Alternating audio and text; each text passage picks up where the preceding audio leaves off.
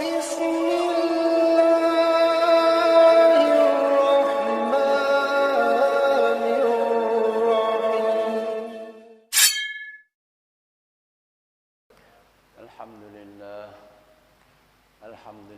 ala ni'matul iman wal islam.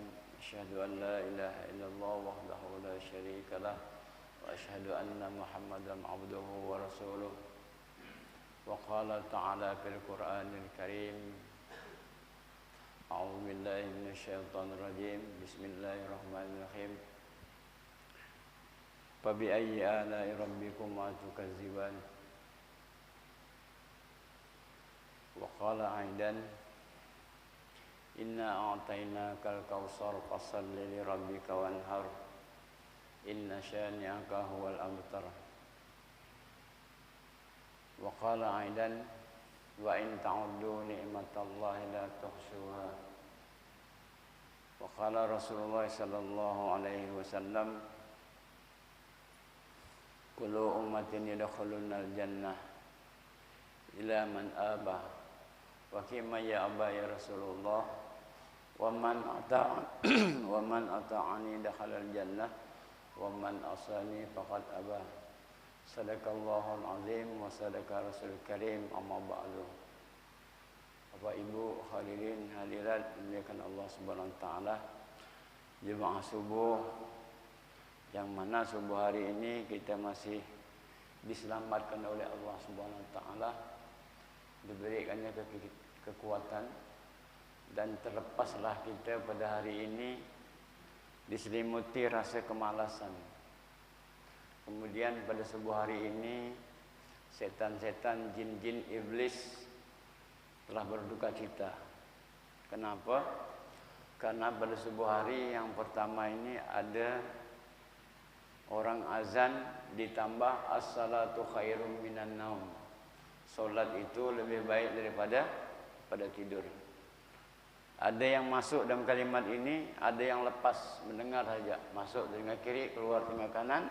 Ada masuk telinga kanan, lepas telinga kiri.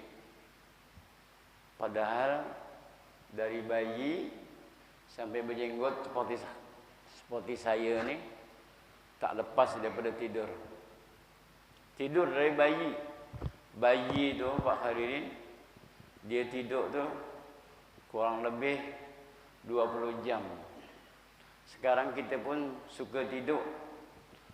Doktor meresepkan 8 jam satu hari itu malam.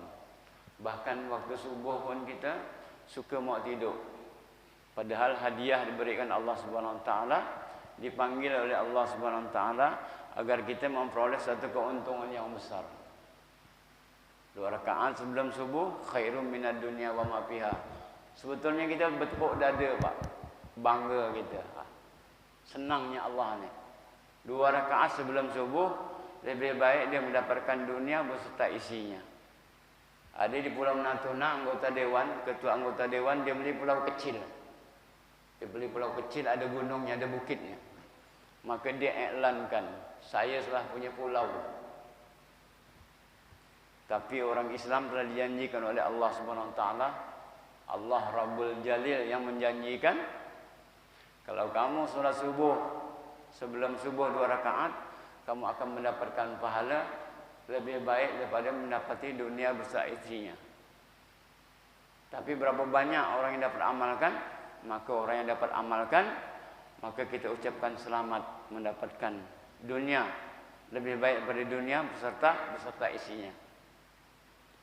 Tuan-tuan dimuliakan Allah Subhanahu wa taala, tadi kita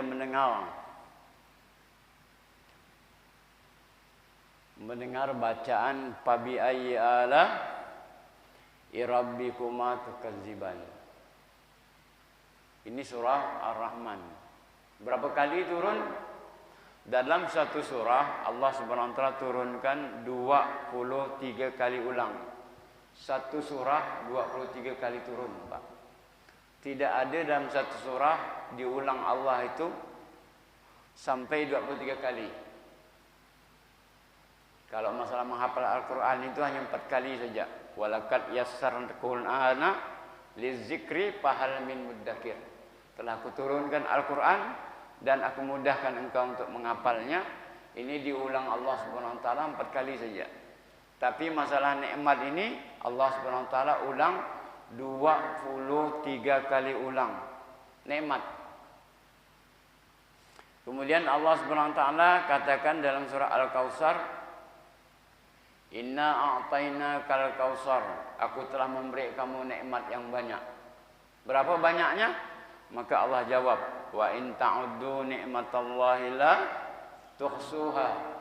Jika engkau ingin menghitung nikmat-nikmatku, maka kamu pasti, kata Allah, tidak mampu untuk menghitungnya. Maka Pak hadirin, mungkin Allah Subhanahu wa taala, nikmat yang banyak ini tidak diberikan kepada pohon, tidak diberikan kepada binatang ternak. Nikmat yang banyak ini tidak diberikan kepada langit dan bumi, ikan-ikan yang ada di lautan. Tetapi nikmat yang banyak ini diberikan yang namanya manusia. Ad-dunya khuliqat lakum wa antum khuliqtum akhirah. Dunia beserta isinya diciptakan untuk kamu, kata Allah.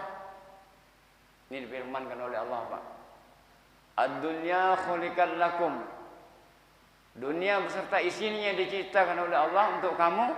Wa antum khuliqtum akhirah. Dan kamu diciptakan untuk di akhirat nanti. Makanya Bapak hadirin Allah Taala, janji-janji yang besar dari Allah Subhanahu Wa Taala itu dijanjikan saja, tapi tidak diwujudkan oleh Allah Subhanahu Wa Taala. Contoh, orang yang sembahyang berjemaah selama 40 hari tidak ketinggalan takbiratul ula, maka dia dilepaskan daripada siksa neraka dan sifat munafik. Ini hanya berita saja. Dia sembahyang berjamaah, dia dapat 27 pahalanya. Sembahyang sebelum subuh 2 rakaat, dia mendapatkan pahala lebih baik daripada dunia beserta isinya. Ini berita. Kenapa diberitakan oleh Allah? Karena kita ini penduduk surga. Karena kita ini penduduk akhirat. Maka berita akhirat ini adalah berita. Dunia ini nyata. Nanti satu saat kalau kita sudah tinggalkan dunia ini, apa-apa yang diberitakan Allah ini akan menjadi nyata, dan dunia ini akan menjadi cerita. Maka Bapak hadirin yang dimuliakan Allah Subhanahu wa taala, maka untuk meraih kemenangan janji-janji Allah Subhanahu wa taala, maka kita ini mestilah menjadi orang yang apa? Orang yang bertakwa kepada Allah. Ya ayyuhalladzina amanu taqullaha haqqa tuqatih wa la tamutunna illa wa antum muslimun. Wahai orang yang beriman, bertakwalah kamu kepada Allah. Dan janganlah kamu mati kecuali kamu dalam keadaan beriman. Kenapa kita ni Bapak hari ini diperintahkan oleh Allah SWT menjadi orang, harus menjadi orang yang bertakwa? Allah tidak memerintahkan kepada pohon, Allah tidak memerintahkan kepada ikan-ikan, Allah tidak memerintahkan kepada langit dan bumi. Tapi ketakwaan ini diperintahkan kepada kita selaku makhluknya. Kenapa? Karena kita diciptakan oleh Allah Subhanahu wa taala. Laqad khalaqnal insana fi ahsani taqwim. Telah kuciptakan manusia dengan sesempurna ciptaan. Coba kita lihat, Pak. Badan kita ini ada yang namanya kepala. Di bawah kepala ada dada. Di dalam dada ini ada apa? Ada jantung, hati jantung, kalbu. Di bawahnya ada rongga perut, tempatnya nafsu. Di bawah nafsu perut kita ada namanya syahwat, nafsu syahwat. Apa jadinya kalau hanya ada akal, otak, hati, jantung, ada perut, tidak ada syahwat? Maka akan berakhir, Pak. Akan berakhir kehidupan ini. Maka Allah beri kita akal. Di atasnya akal, Pak. Kenapa akal ini diletakkan di atas? Hati, jantung ini diletakkan di tengah. Perut, nafsu ini diletakkan di tengah. Kemudian syahwat, kata ulama, maksudnya otak di atas ini jangan sampai nafsu kita, syahwat kita, nafsu syahwat kita dapat mengalahkan otak kita. Kalau nafsu syahwat kita, perut kita, raja dalam badan kita adalah jantung kita, hati jantung kita ini tidak bisa mengontrol, dan otak kita ini kalah, maka dicela oleh Allah Subhanahu wa taala. Ulaika kal al'am bal hum adal.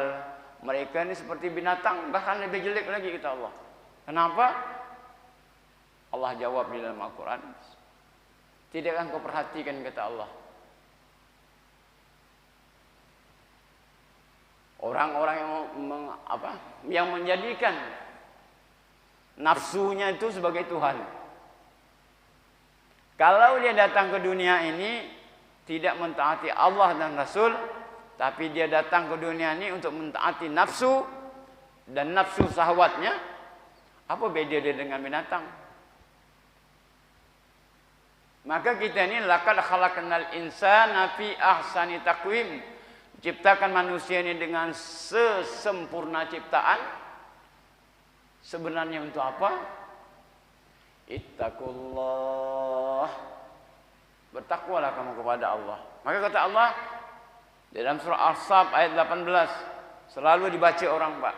Ya ayyuhallazina amanu taqullaha wal tanzur nafsum ma qaddamat lighad wattaqullah innallaha khabirum bima ta'malun. Wahai orang yang beriman, hendaknya setiap diri memperhatikan apa yang akan dibawanya untuk hari esok. Maka ayat berikutnya, wattaqullah, bertakwalah kamu kepada Allah. Innallaha khabirum bima ta'malun. Sesungguhnya aku mengetahui, aku ini maha teliti apa yang telah engkau kerjakan. Maka kita ini jangan enak-enak, Pak. Dijadikan manusia yang sempurna, diberikan nikmat yang tidak terduga banyaknya, tidak terhitung. Maka tugas kita ini adalah bertakwa kepada Allah Subhanahu wa taala. Maka ayat tentang takwa ini, Pak, hampir setiap hari Jumat dibaca khatib di atas mimbar, diingatkan. Maka waktu khatib naik di atas mimbar, kita tak boleh tidur. Tidak boleh menggerak-gerakkan tangan. Tidak boleh berbicara pada khatib berkhutbah. Kenapa? Karena penting sekali nasihat agar kita bertakwa. Kalau kita menjadi orang yang bertakwa, ulaika humul muflihun. Ya ayyatuhan nafsul mutmainnah, irji'i ila rabbiki radiyatan mardiyah, wadkhuli fi ibadi wadkhuli jannah. Wahai nafsu yang tenang, masuklah ke dalam surga yang telah kusediakan. Ini karena amal-amal kamu. Siapa yang dipanggil nih, Pak? Adalah orang yang bertakwa. Ini karena amal-amalmu, kata Allah. Maka kita ini spesial, Pak. Spesial. Apa spesialnya? Setiap satu pekan ada namanya hari Jumaah. Jumaah artinya beramai, berkumpul. Kenapa hari Jumaah ini dikatakan hari Jumaah, hari berkumpul? Karena saking pentingnya nasihat takwa. Dan nasihat takwa ini menjadi rukun di dalam salat Jumat. Yang pertama apa? Rukunnya mengucapkan alhamdulillah. Kemudian membaca asyhadu an la ilaha illallah wa asyhadu anna Muhammad Rasulullah. Bersalawat pada Nabi. Kemudian nasihat takwa. Yang kelima doa. Allahumma ighfir lil muslimina wal muslimat. Udah dikasih nasihat, didoakan. Maka rukun di dalam rukun khutbah itu tidak boleh 5 ini satu pun yang tercecer. Maka kita harus menguasai. Kalau ada khatib itu tercecer rukunnya satu saja, kita solat zuhur, Pak. Dan memang makmum usahakan jangan sampai memain tangannya, jangan sampai berkata-kata. Maka kalau tempat kita ini rata-rata masjid, ada Bilal memegang tongkat memperingatkan. Cuman sayang di tempat kita ini tidak diartikan, sehingga ada khatib di atas mimbar, ada orang yang berbicara. Ma'asyiral muslimin wa zumratas salihin rahimakumullah. Riya'anin Nabi sallallahu alaihi wasallam. Innamal jum'ati sayyidul ayyam. Fa iza sahidal khatibu 'alal mimbar ansitu wasma'u wa ati'u rahimakumullah. Maknanya kalau bahasa Melayu lebih kurang, wahai bapak-bapak, jemaah-jemaah sekalian, hari Jumat ini adalah penghulu hari. Maka kalau khatib naik di atas mimbar, ansitu, kamu diam. Kalau dia bicara bagaimana? Tidak ada pahala Jumat baginya. Walaupun sepatah kata, geserlah sedikit saja satu kata, maka tidak ada pahala Jumat. Dalam kitab Wal Qusarin itu, Pak, saya baca, tidak boleh memain-mainkan tangan. Kenapa? Kalau kita memain-mainkan tangan, hilang konsentrasi nasihat. Nasihat takwa itu kita tidak paham. Karena sunnahnya nasihat yang ada di masjid ini, sunnahnya diceritakan kepada istri dan kepada anak. Sebab itu kita tidak boleh memainkan tangan. Sebab itu ada Bilal memegang tongkat memperingatkan. Ansitu wasma'u, kamu diam, jangan ngomong. Wasma'u, kamu dengar. Wa ati'u rahimakumullah. Kenapa? Karena saking pentingnya pada hari Jumat itu, seminggu sekali paling tidak ada orang yang memberi kita nasihat, nasihat takwa. Untuk apa? Agar kita menjadi orang yang bertakwa.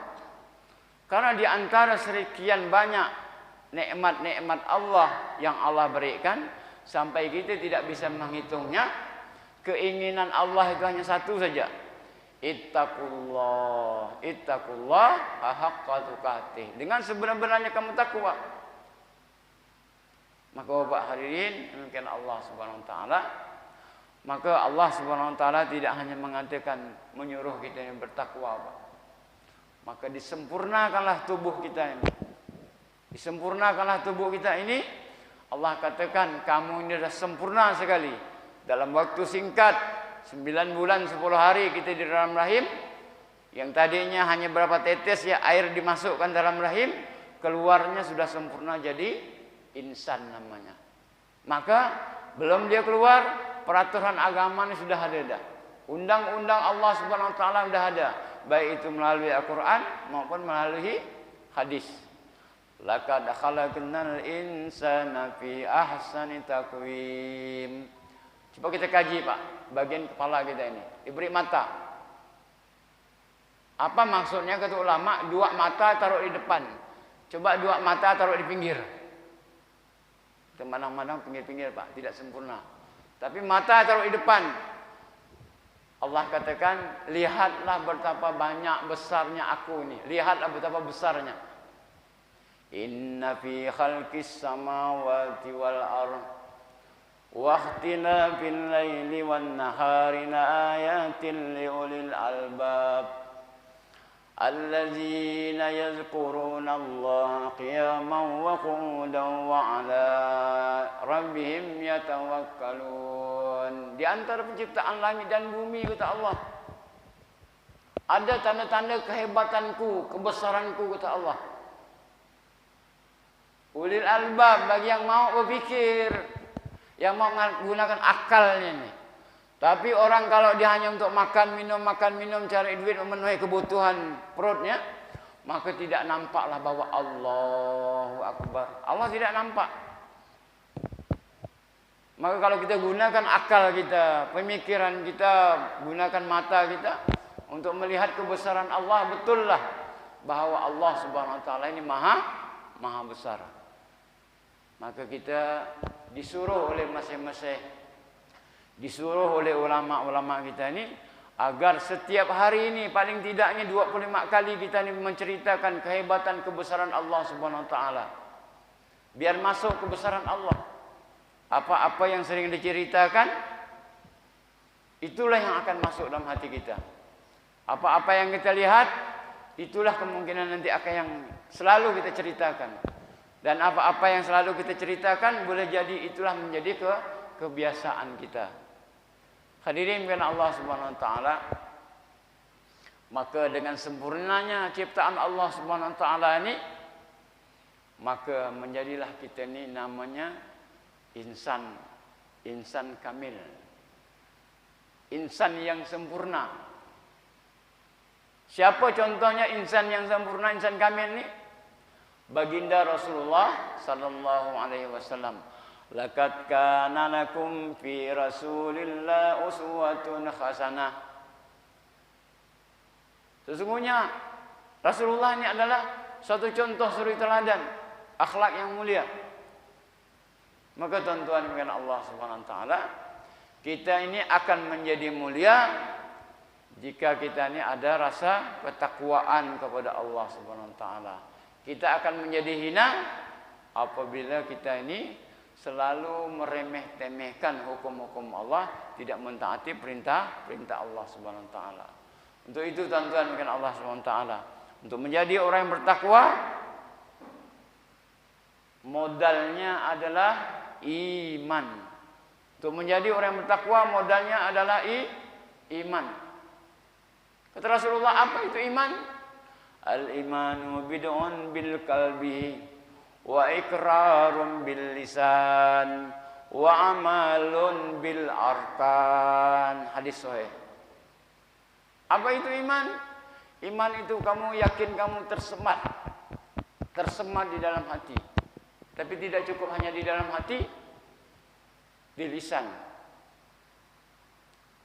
Tidak cukup di lisan, dia amalkan dengan perbuatan. Maka kalau ada orang yang mengaku dia orang beriman, dia lakukan diucapkan dengan lisan, dia yakin dalam hati, dilakukan dengan perbuatan, maka tidak sanksi lagi. Pak hadirin, ada satu riwayat hadis, wahai sahabat-sahabatku, kata Rasulullah, jika engkau lihat ada seseorang itu selalu bolak-balik rumah ke masjid, masjid ke rumah, kamu saksikan bahwa orang itu adalah benar-benar beriman kepada Allah SWT. Kenapa? Rasulullah sampai mengatakan demikian, dia pasti beriman pada masa itu. Karena hatinya mengakuinya adanya Allah, mulutnya mengucapkan, dan dia mempraktikkan dengan amal. Kalau imannya hanya dalam hati saja, orang-orang yang tidak sholat itu bukan tak beriman, Pak. Orang subuh ini tidak ke masjid, tidak sholat, tidak bangun, di rumah pun tidak sholat, bukan tidak beriman. Dan dia bukan tidak mengucapkan la ilaha illallah, la ilaha illallah. Dia beriman, dia mengucapkan, dia yakin. Tapi kata Allah, kalau kau yakin kepada aku, nanti kata Allah, aku akan uji kamu. Ahasiban nas ayyatraku ayyakulu amanna wa hum la yuftanun. Apa engkau mengira kata Allah, kau menzikirkan la ilaha illallah, la ilaha illallah, la ilaha illallah, mengakui aku sebagai Tuhan kamu, tidak aku uji kata Allah, tidak, aku akan uji kamu. Apa ujian kita, Pak? Satu hari satu malam diuji kita dengan perintah, dengan larangan. Dengan perintah dipanggilnya kita, dengan dilawangannya azan. Kata ulama, kenapa sholat 5 waktu itu dikumandangkan azan? Duha, hajat, taubat, witir, tasbih, itu tidak pakai azan. Tapi sholat 5 waktu pakai azan. Apa pelajarannya kata ulama? Maka pelajarannya Allah Subhanahu wa taala ingin mengecek iman yang ada dalam hati kita nih. Yang kita katakan tadi la ilaha illallah, la ilaha illallah, la ilaha illallah, la ilaha illallah, lolos apa enggak? Sekarang berapa banyak orang mengucapkan la ilaha illallah? Berapa banyak orang beriman tapi tidak bisa mewujudkan dalam wa amalun bil arkan. Kalau hari ini Orang mengerti betul apa itu iman, meyakin dalam hati, mengucapkan dengan lisan dan mengamalkan dengan perbuatan, maka masjid saya itu tingkat 1, tingkat 2 penuh, Pak. TPS, Pak Haji Harapan, Gang Lembayu, Pak Haji Harapan itu lebih kurang 480 rumah, Pak. 485. Dipotong separuh, 220 rumah. Dipotong separuh lagi, dipotong 50%. Berarti sekitar 120 orang yang bisa hadir ke masjid. Tapi saya cek di gang saya 87 rumah yang sholat 5 waktu istiqomah 5 rumah. Yang sholat Jumat 7 rumah. Yang kemana yang lain? Apakah tidak ada kalimat la ilaha illallah? Ada. Tunggu kata Allah. Kalau kamu mengaku aku sebagai Tuhan kamu. Hasiban nas ayatraku ayyakulu amanna wa hum la yuftanun. Tunggu kata Allah. Nanti akan uji kamu. Kapan ujiannya? Subuh hari, waktu zuhur, waktu asar, waktu maghrib, waktu isya. Kalau ujian yang paling utama dan utama ini tidak lolos, tidak ada artinya, Pak, segala amal yang lain. Karena solat itu kepala pada badan. Orang tidak bisa hidup kalau tidak ada badan. Awwalu ma yuhasabu min yaumil qiyamah as-shalah. Fa iza saluhat saluhat sa'iru amali, fa iza fasadat sa'iru amali. Yang pertama nanti aku cek kata Allah. Apa yang dicek oleh Allah adalah solat. Kalau solatnya baik, maka baiklah amal-amal yang lain. Tapi kalau solatnya rosak, bolong-bolong, belang-belang kambing, bahkan tidak solat, tidak ada nilainya. Tidak ada artinya kita naik haji. Tidak ada artinya kita umrah. Tidak ada artinya kita bangun masjid. Tidak ada artinya kita membangun pondok pesantren. Tidak ada artinya kita bersedekah pada yatim piatu. Kalau solat ini kunci amal. Kalau tidak kita kerjakan. Sekarang berapa banyak orang yang mengerjakan solat? Tadi berapa orang? Kurang lebih 80 orang. Penduduk kita berapa orang? Maka tuan-tuan yang menaikkan Allah SWT, maka sampai mati pun Rasulullah SAW memperingatkan ummati, ummati, solat, solat, solat, solat. Wanita, wanita. Kenapa Nabi sebut ummati? Ulama menerjemahkannya ummati, ummati. Karena umat ini sudah banyak tidak sadarkan diri, lepas daripada tugas dia sebagai hamba. Solat. Dan memang di akhir zaman ini sedikit sekali, Pak. Saya baca di majalah Tempo beberapa tahun yang lalu, itu keluaran itu dalam majalah Tempo itu pengecekan dari majelis ulama, hanya 20% dari penduduk Indonesia ini waktu itu masih 92% yang mengerjakan solat 5 waktu. Berapa banyak itu, Pak, orang-orang yang tidak solat? Kalaulah orang yang tidak solat, artinya kunci amal dia ini tidak terbuka, Pak. Kunci amalnya ada 2. Yang pertama la ilaha illallah, yang kedua solat. Kalau dia mengucapkan la ilaha illallah harus dibuktikan dengan solat. Kalau dia tidak solat, Bapak hadirin, pekerjaannya ini apa amal-amal baiknya menjadi kali kanun di sisi Allah Subhanahu wa taala. Coba kita lihat, Pak, zaman Nabi, saking risaunya Nabi ini, risau. Nabi risau. Ada seorang sahabat yang sudah bertahun-tahun istiqomah salat subuh berjemaah. Pada satu waktu Sulaiman bin Abi Atmah ini tidak hadir, Pak. Tidak hadir. Maka Rasulullah assalamualaikum, assalamualaikum, ada zikir. Maka bertanya pada sahabat, wahai sahabatku, di mana sahabat kita ini Utsman bin Abi Atmah nih? Maka Rasulullah SAW pergi 2 orang, pergi ke rumah Utsman bin Abi Atmah. Ditanya, kemana Utsman tidak ada sholat subuh? Dia sholat tahajud semalam-malaman, sehingga dia ini tidak dapat datang ke masjid sholat berjemaah karena ngantuk telah menguasainya. Maka berita ini dibawa kepada Rasulullah SAW. Wahai Rasulullah, Sulaiman ini diliputi ngantuk karena semalam-malaman dia sholat sunat. Kata Rasulullah, aku lebih baik, lebih suka dia sholat suruh berjemaah daripada sholat sunat semalam-malaman. Sekali Pak, bukan 10 kali. Ini anak kita, mungkin cucu kita, mungkin paman-paman kita, mungkin tetangga-tetangga kita ini Pak. Mereka ini tidak sholat. Dan orang ini hilir mudik. Rumah masjid, rumah masjid, rumah masjid. Berapa lama? 20 tahun tidak pernah nyamper. Tidak pernah bersilaturahmi untuk mengajak dia. Nanti dipegang. Itu kita nak masuk ke surga, dipegangnya.